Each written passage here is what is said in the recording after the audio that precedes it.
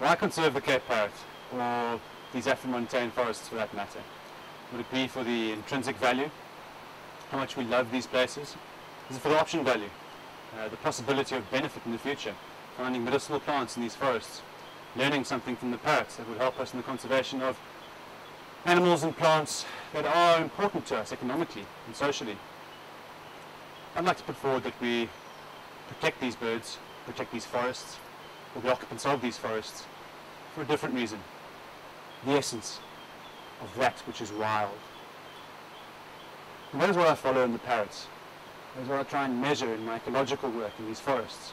Trying to measure the fruiting phenology, the importance of yellowwoods, and how this relates to the activity and behavior of the Cape Parrots. Are they dependent on these food resources?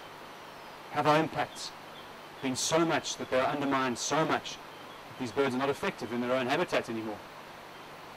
What's special for me about the Cape Parrot is the fact that this is an ambassador of a time when yellowwoods were not threatened by anything beyond fire, changes in climate, and the long passage of time. Unfortunately, this was to change. 150 years ago, the first European colonists arrived, came with their bow saws, and with the intent of taking down these tall, beautiful lords of the forest.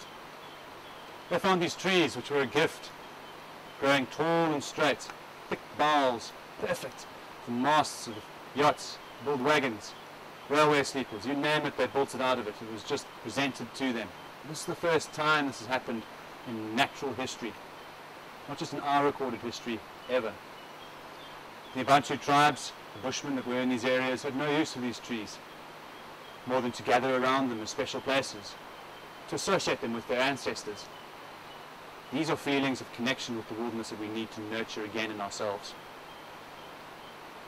One of the smallest steps we can, the beginning steps we can, is pick an ambassador, like the Cape Parrot, the turacus, the Samango monkey, and use them to conserve and create an awareness around these wonderful forests, to protect them for future generations, to protect the essence of wild, a little thing that you heard in the darkness or felt in the darkness there in your own home before the lights went back on.